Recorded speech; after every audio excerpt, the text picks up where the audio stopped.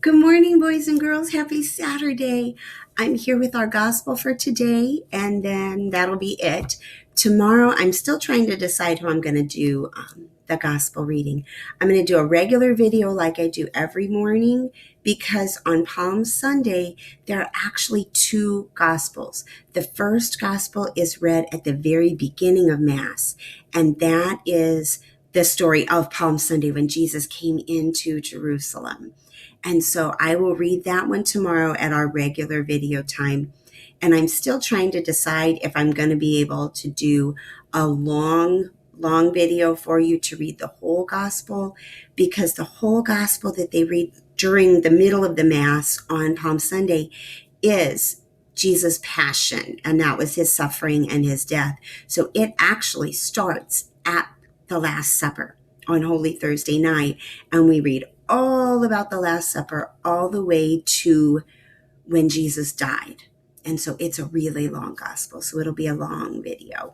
But I will let you know how we're going to do that later. I'll make sure I email all your moms and dads later today when I decide, so that they'll get that email, and you'll know for sure tomorrow. Right now, our gospel's from John again, but it picks up a little bit later than yesterday's gospel, because after what I read yesterday, the next part of John's gospel is the story that we read last Sunday or the Sunday before that, when Jesus raised Lazarus from the dead. And so this gospel today happened right after Lazarus was raised. Okay? Many of the people who had come to visit Mary saw what Jesus did when he raised Lazarus, and they believed in him. But some of them returned to the Pharisees and told them what Jesus had done. So the Pharisees and the chief priests met with the council and said, "What shall we do? Look at all the miracles this man is performing. If we let him go on in this way, everyone will believe in him, and the Roman authorities will take action and destroy our temple and our nation." So they were afraid that all the people would start calling Jesus their king, and that would make the Roman emperor mad, because Rome was kind of over Israel, and then they thought the emperor would kill them all and destroy the temple. One of them, named Caiaphas, who was the high priest, the leader that year, said, "What fools you are! Don't you realize that it is better to have one man die for the people instead of having the whole nation destroyed?" And that one man that he wanted to die was Jesus.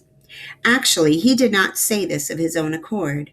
Rather, as he was high priest that year, he was prophesying that Jesus was going to die for the Jewish people, and not only for them, but also to bring together into one body all the scattered people of God. From that day on, the Jewish authorities made plans to kill Jesus. So Jesus did not travel openly in Judea, but left and went to a place near the desert, to a town named Ephraim, where he stayed with his disciples. The time for the Passover festival was near, and many people went up from the country to Jerusalem to perform the ritual of purification before the festival. They were looking for Jesus, and as they gathered in the temple, they asked one another, "What do you think? Surely he will not come to the festival, will he?" But we know he did. And that Passover festival is going to start tomorrow.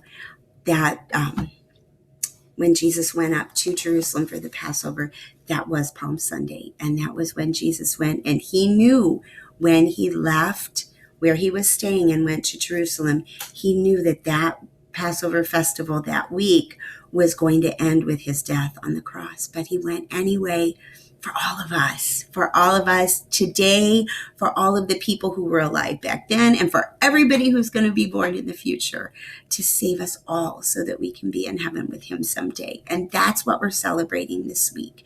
Have a wonderful day. Remember how much Jesus loves you and how much I love you. And I will let you know later about our Palm Sunday reading.